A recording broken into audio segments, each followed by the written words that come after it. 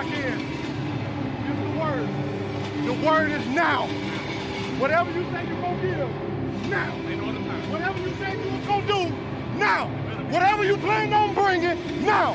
Not tomorrow, not next week, not this season, not in the playoffs, not in the Super Bowl, now. That team down there, I don't care what they got planned to do tomorrow. Right now, they got to see us. I got a lot to say, so y'all buckle up. I started to realize something. Man, we play this game on Sundays, and it's really the Lord's day.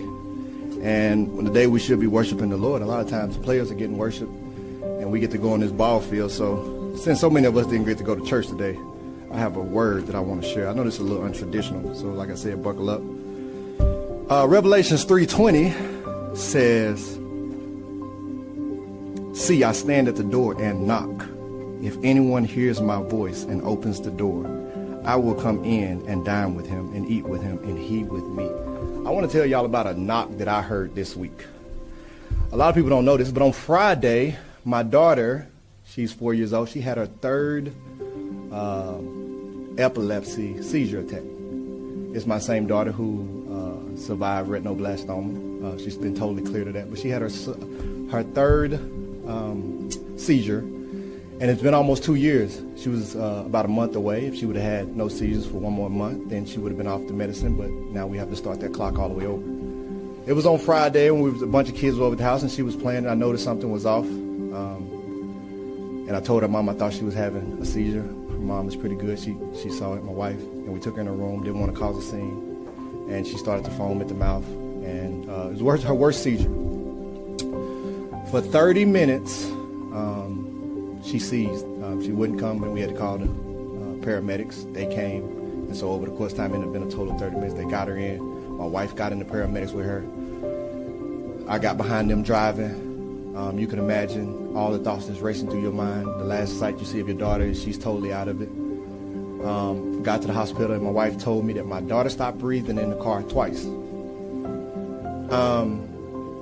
So I'm, of course, praying. We get to the hospital. They give her a bunch of medicine. She seizure stops. She's laying there. And at this point, if she seized for 30 minutes, you start to fear there could be development issues that could mess with her brain. She stopped breathing. If there was no oxygen going to her brain, you're starting to think about her speech be slurred or anything, or worse. So we prayed, and she had medicine, and my wife and I had to stay overnight at the hospital. And in the middle of the night, probably about 3 o'clock, I heard a knock.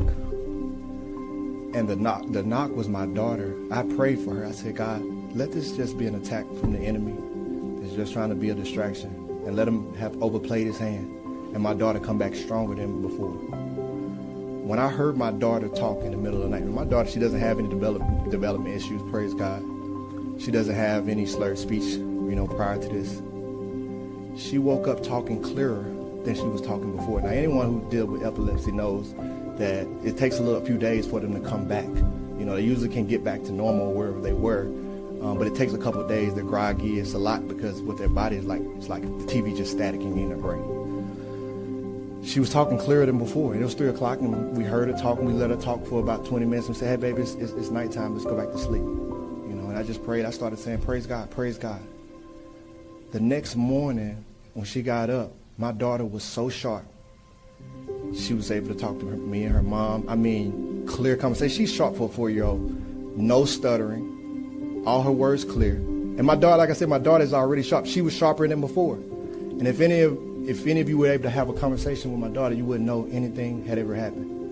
So we had a birthday party for my 7-year-old daughter that day. She got to be released from the hospital, and she came back home, and it was as if nothing was happening. She was playing with the kids the day before, and she had the worst seizure that she had ever had. And the next day, she's back out there playing with the kids. Now, of course, we can't let her get overstimulated. We have to keep bringing her in. We have to keep cooling her down. Can't let her do too much just because of protocol. But when I tell you, I got a chance to hear a knock from God.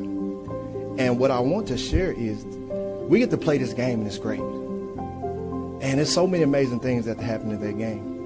And everybody wants to hear about them. But when we leave this game, we go back to being regular people. And regular people are living life. And people are waiting for a knock. And the word says who Jesus is, he's knocking at the door. All you got to do is get up. And so on the way, man, I'm nervous, but I'm praying and I'm trusting and I'm believing. And I'm asking for my daughter to make it through. I'm asking that she's better than before. And God gave me just what I asked for plus some. I was blown away. And at that point, I knew, well, the game is going to take care of itself. My knock had already been answered. And I just want people to know, like, if you got stuff going on in your life, lay it before the Lord. Lay it before the Lord in trust. And be expecting of a knock. Because the word says what you have to do is you have to get up and open the door. He's not going to open the door for you. He's going to knock. But you have to be listening and waiting for the knock. And when you see it, you have to get up and open the door. And your blessing is going to be there. Now, I'm going to be here to talk about football next week. I wish y'all well. Happy Sunday and praise God.